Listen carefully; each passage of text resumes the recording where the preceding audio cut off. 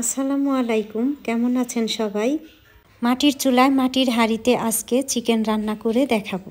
সরিষার তেল দিয়ে দিচ্ছি প্রথমে, এরপরে দিয়ে দিচ্ছি গরম মশলা। চাইলে সয়াবিন তেল দিয়েও রান্না করা যাবে। তেলের সাথে গরম মশলাগুলো খুব ভালোভাবে ফ্রাই করে নিচ্ছি। আর এখন দিয়ে দিচ্ছি পেঁয়াজ কুচি 1 কাপের মতো। যেহেতু ছাদের উপরে রান্না করছি তাই আমি মশলাগুলো আগে থেকেই এভাবে রেডি করে নিয়েছি। মাটির হাঁড়িতে এবং মাটির চুলায় রান্না করার প্রচলন প্রায় উঠেই গিয়েছে ধরতে গেলে। পেঁয়াজের কালারটা চেঞ্জ হয়ে এসেছে। এখন আমি দিয়ে দিচ্ছি 1 কাপ পরিমাণ পানি। যেন মশলাগুলো পুড়ে না যায় সেই জন্য আমি পানি অ্যাড করে দিচ্ছি।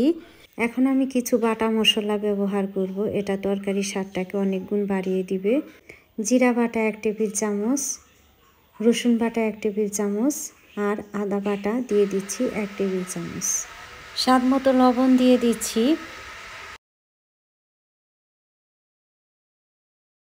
মরিচ গুঁড়ো দিয়ে দিচ্ছি 2 চা চামচ। ঝাল যার যেমন পছন্দ, এটাও স্বাদ মতো দিতে হবে। ধনিয়া গুঁড়ো দিয়ে দিচ্ছি 2 চা চামচ। হলুদ গুঁড়ো দিয়ে দিচ্ছি 1.5 চা চামচ। অন্যান্য মশলার তুলনায় হলুদ গুঁড়োটা একটু কম দিলাম। কাঁচামরিচ ফালি দিয়ে দিচ্ছি 4-5টির মতো। আগে থেকে কেটে ধুয়ে পরিষ্কার করে রাখা চিকেনের পিসগুলো এখন দিয়ে দিচ্ছি এবং মাংসগুলো দেওয়ার পরে খুব ভালোভাবে নেড়েচেড়ে মাংসগুলো কষিয়ে নিব। মাঝারি সাইজের 2টি আলু কেটে নিয়েছি টুকরো করে, আর সেই আলুর পিসগুলো এখন দিয়ে দিচ্ছি। মশলার সাথে মাংস এবং আলুগুলো খুব ভালোভাবে নেড়েচেড়ে মিশিয়ে নিব এবং ঢাকনা দিয়ে কিছুক্ষণ কষিয়ে নিব। মাংস এবং আলু খুব ভালোভাবে সেদ্ধ হওয়ার জন্য আমি আরও 1/2 কাপ পানি অ্যাড করেছি এবং হাই হিটে রান্না করে নিচ্ছি।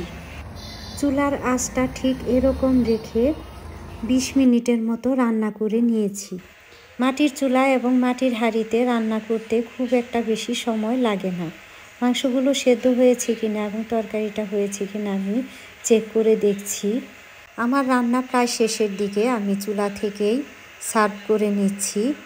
অসাধারণ মজাদার স্বাদের চিকেন কারি। ব্রয়লার মুরগি কিন্তু গ্যাসের চুলায় রান্না করলে আলু দিয়ে খুব একটা টেস্ট হয় না, কিন্তু আমি মাটির হাঁড়িতে রান্না করেছি, আমার কাছে খুবই ভালো লেগেছে এবং খুবই টেস্ট হয়েছে।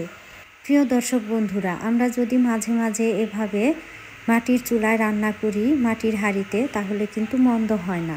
প্রিয় দর্শক বন্ধুরা, আমার ভিডিওটি এবং আমার রান্নাটি কেমন হয়েছে অবশ্যই কমেন্টস করে জানাবেন। আর ভালো লাগলে শেয়ার করে রেখে দিতে পারেন টাইমলাইনে। ফ্রেন্ডস অ্যান্ড ফ্যামিলিকে দেখার সুযোগ করে দিতে পারেন।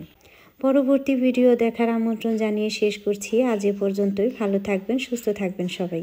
আল্লাহ হাফেজ।